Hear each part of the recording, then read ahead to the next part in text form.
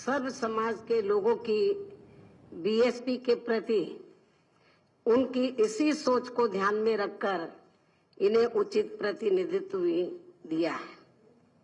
लेकिन दुख की बात यह है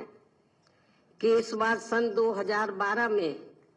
उत्तर प्रदेश में हुए विधानसभा आम चुनाव में यहाँ लगभग सभी विरोधी पार्टियों द्वारा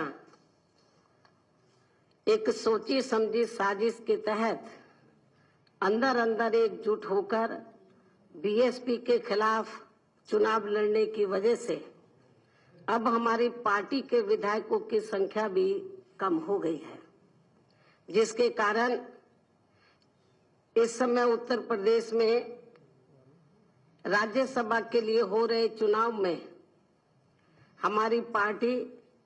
अपनी इस सर्वजन हिताय व सर्वजन सुखाय की नीति के तहत चलकर यहाँ समाज के सभी वर्गों को यानी कि एससी, ओबीसी,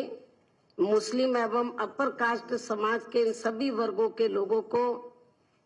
बराबर की भागीदारी देने में असमर्थ है, क्योंकि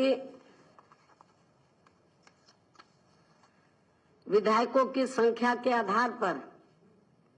इस बार हमारी पार्टी के केवल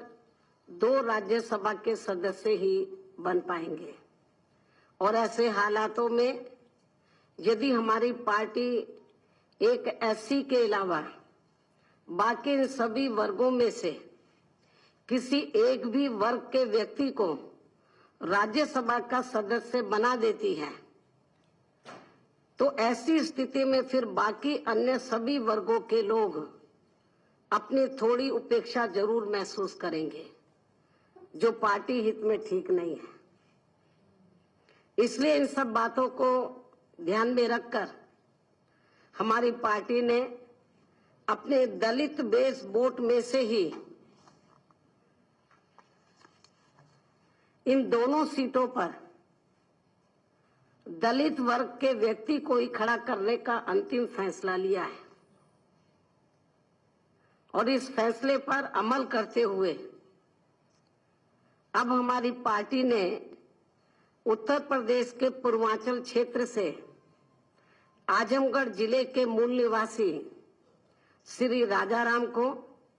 जिन्हें पार्टी केंद्रीय यूनिट ने 4 राज्यों का प्रभारी भी बनाया हुआ है, और इनके साथ साथ पश्चिमी यूपी से मुरादाबाद जिले के मूल निवासी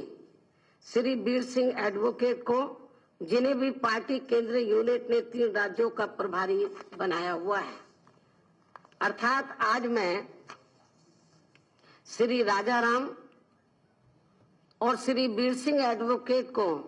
अपनी पार्टी की ओर से इन्हें राज्यसभा का उम्मीदवार फाइनल घोषित कर रही हूं। मुझे पूरी उम्मीद है कि पार्टी हित में मेरे इस फैसले का हमारी पार्टी संगठन के सभी पदाधिकारी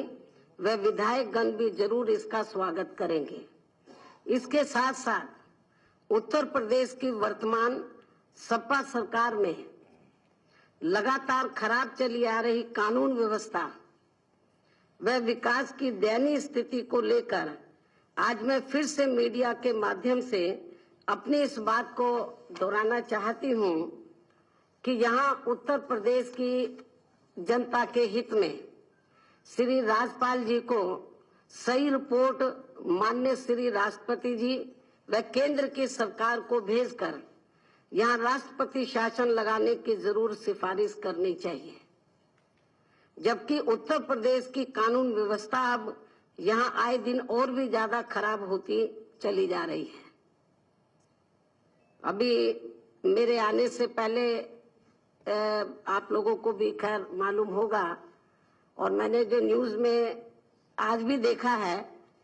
कि पूर्वांचल में मऊ जिले के रहने वाले एक व्यापारी की हत्या कर दी गई। ऐसे कोई ऐसा दिन नहीं जा रहा जिस दिन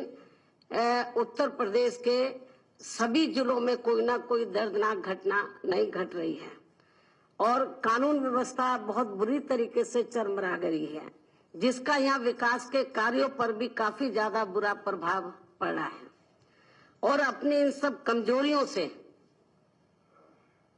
यहाँ की जनता का ध्यान हटाने के लिए अब इस सरकार द्वारा प्रदेश में विकास के नाम पर आए दिन अधिकांश यहाँ फर्जी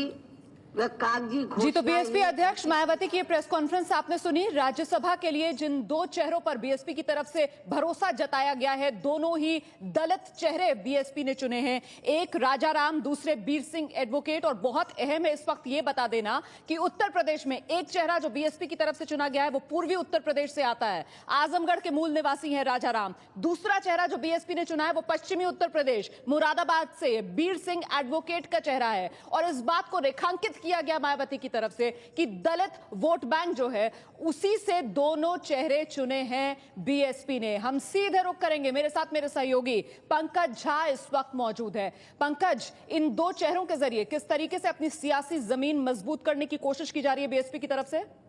देखिए, बहुत बड़ा दांव है और आप कह सकते हैं कि लंबे अरसे के बाद मायावती, जो कि एक वक्त था जो कह रही थी कि हम बहुजन से सर्वजन की तरफ बढ़ रही हैं, पार्टी उनकी उसी एजेंडे पर चल रही थी, पार्टी अचानक से फिर से अपने वापस पुराने जो मूल उसका एजेंडा है दलित एजेंडे पर चली आई है। पार्टी के 6 सांसद इस बार उनकी सीट खाली हो रही है, उसकी जगह 2 नेताओं को जो राज्यसभा भेजने का फैसला किया पार्टी ने, उसमें से एक राजाराम है जो मायावती के बेहद करीबी है, नौजवान है, 4 राज्यों के प्रभारी हैं, आजमगढ़ के रहने वाले हैं और अभी भी वो राज्यसभा सांसद, उन्हें दोबारा मौका दिया गया है और वो दलित समुदाय से हैं। दूसरा नाम जो आता है वो अमरोहा के रहने वाले हैं, पश्चिम उत्तर प्रदेश से, वो है वीर सिंह, जो कि कई राज्यों के प्रभारी भी वो भी हैं, वो भी दलित समुदाय से हैं। तो कहीं ना कहीं इस बार जिस तरीके से किसी भी गैर दलित समुदाय को जो टिकट नहीं देना, ये बताता है कि मायावती इस बात को लेकर भी बेहद फिक्रमंद है कि उनका जो मूल वोट बैंक है दलित, उसमें कहीं सेंध न लग जाए। जिस तरीके से लोकसभा चुनाव में दलित वोट बैंक खिसक गया, उससे उनको इस बात का डर है। जिस तरीके से कांग्रेस ने पीएल पुनिया को अपना उम्मीदवार बनाया है, समाजवादी पार्टी भी दलित वोट बैंक पे काम कर रही है, बीजेपी भी, तो मायावती अपने सेंध को बचाने के लिए ये चाल चली है।